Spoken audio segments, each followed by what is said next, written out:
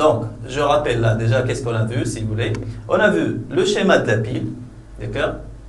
Deuxièmement, le symbole de la pile. Donc là, ça devrait vous rappeler, si vous voulez, les éléments de réponse dans le cas de l'équation différentielle. Si vous voulez, vous avez eu 4 éléments de réponse. Là, vous avez 4 trucs à apprendre concernant la pile. Donc, vous devez automatiquement connaître le schéma. Vous devez donner sans problème le symbole de la pile, l'équation chimique associée à la pile et l'expression de la FEM, si vous voulez. Donc, on va passer à troisièmement, l'équation chimique associée à la pile. L'équation chimique associée à la pile, si vous voulez, c'est très simple. C'est très simple si vous voulez, j'applique les règles que j'avais déjà. Donc, là, je vais suivre juste le symbole de la pile. Donc, je vais commencer à droite. Donc, qu'est-ce que j'ai là? J'ai le zinc. D'accord? Donc, plus, qu'est-ce que j'ai là, si vous voulez? Là, il s'agit d'une réaction d'oxydoréduction. Donc, le zinc, il va faire quoi? Le zinc, c'est un réducteur. Il est plus réducteur que le cuivre. Donc, il va donner ses électrons. Et on a dit, si vous voulez, il va donner des électrons. Tout à l'heure, on a dit que tous les ions métalliques sont des cations. Donc, il n'a pas le choix. Donc, s'il va réagir, si vous voulez, comme à l'état métallique, donc il va se transformer en cation. S'il va réagir comme ion, il va se transformer, si vous voulez, en métal. Donc là, suivant, parce que là, c'est une équation associée, si vous voulez, c'est un genre de convention.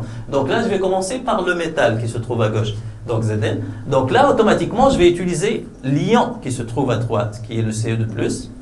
Donc là, si la réaction se fait dans ce sens ou bien dans l'autre, je m'en fous. Donc c'est une équation associée. Ça devrait vous rappeler les équations formelles des couples, si vous voulez.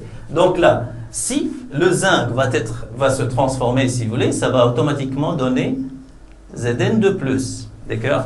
Et si Cu2+, va se transformer, ça va donner automatiquement Cu métallique. Là, le zinc va se transformer en ion et le Cu2+ va se transformer en Cu. Si la réaction se fait dans ce sens. Si elle se fait dans l'autre sens, c'est pratiquement la même chose, on s'en fout. Donc Zn2+ va se transformer en Zn et Cu va se transformer en Cu2+. Mais là, il faut faire attention, c'est juste une équation associée. Donc, pour le moment, on ne sait rien. On va passer à quatrièmement, la FEM d'une pile. Là aussi, pour, si vous voulez exprimer la FEM d'une pile, vous devez juste appliquer la convention. Donc, vous devez juste appliquer ce qu'on va dire là, si vous voulez, c'est-à-dire la règle. Donc, la FEM d'une pile, c'est, si vous voulez, FEM, une FEM, vous rappelez ça même en deuxième année, si vous voulez. FEM, son symbole, c'est E. Et elle est exprimée en quoi? En volts, si vous voulez. L'unité, c'est le volt. Donc, le volt, c'est l'unité de quoi? C'est l'unité d'une tension, si vous voulez. D'accord? C'est l'unité d'une tension. Et une tension possède un autre nom, si vous voulez. C'est une différence de potentiel. Donc, c'est la définition de la tension, si vous voulez. C'est une différence de potentiel entre deux points. Là, par exemple, entre deux compartiments. On a dit tout à l'heure que la pile est composée de deux compartiments. Donc là, la FEM, ce sera la différence entre les potentiels, si vous voulez, des deux compartiments. Mais là, il faut faire attention, c'est une convention. Donc, il faudrait bien qu'on commence par quelque chose. Donc, c'est soit le potentiel, si vous voulez, de la borne droite moins le potentiel de la borne gauche, ou bien le contraire. Puisque c'est une convention, on va juste appliquer la règle. Donc là, la convention dit quoi? Que la FEM, c'est la différence, puisque c'est une différence, ça c'est la différence, et V, c'est le symbole de potentiel. Donc, c'est la différence entre le potentiel de la borne droite moins le potentiel de la borne gauche. Eh bien, c'est ça, la FEM, si vous voulez.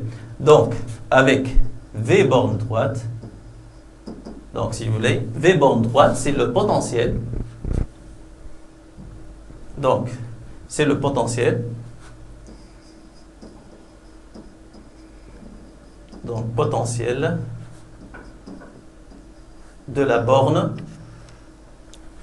c'est le potentiel de la borne droite. Et c'est exprimé en volts, si vous voulez. Et V, borne gauche, c'est le potentiel de la borne gauche, si vous voulez. Donc, VBD, ou bien VB gauche, c'est le potentiel. VBD, c'est le potentiel de la borne droite. Et VB gauche, c'est le potentiel de la borne gauche. Mais il faut faire attention. Donc là, il faut bien faire attention, si vous voulez. Donc là, on ne peut parler de FEM que si on parle, on ne peut parler, si vous voulez, de FEM, que si on parle en circuit ouvert. Qu'est-ce que ça veut dire en circuit ouvert? C'est-à-dire, la pile ne fonctionne pas, si vous voulez, donc ne débite pas un courant électrique, ou bien tout simplement, on branche un voltmètre, donc aux bornes de la pile. Pourquoi? Parce que le voltmètre, vous savez bien que le voltmètre a une résistance très importante, donc une résistance, on va dire infinie, mais vous savez bien qu'en physique, on n'a pas d'infini, donc c'est une résistance très importante, donc ça ne va pas permettre à la pile de fonctionner, si vous voulez. Donc c'est une FEM en circuit ouvert. Et rappelez-vous que la FEM, on dit FEM, ou si vous voulez, on va écrire ça là, donc on dit FEM, ou tension, donc tension à vide. Vous avez même vu ça en deuxième année. Donc c'est la tension à vide. Qu'est-ce que ça veut dire tension à vide? C'est-à-dire en circuit ouvert. Donc il faut bien faire attention. Pour parler de FEM, il faut que le circuit soit ouvert. Donc on va juste récapituler. Donc il faut faire attention. Vous devez connaître, si vous voulez, sans problème, le schéma de la pile. D'après le schéma, vous devez connaître le symbole de la pile. Donc, écrire l'équation associée sans problème, sans hésiter si vous voulez, ne pas oublier les doubles flèches, d'accord? Et exprimer la FEM parce que c'est très important. La FEM, elle est très importante. Tout à l'heure, ça va nous donner tout, si vous voulez. La FEM va nous donner toutes les informations nécessaires, les réactions qui se produisent spontanément, les bornes, l'oxydant, le réducteur, tout, si vous voulez. Donc, même la comparaison des métaux, d'accord? Donc, la FEM, c'est une information très importante.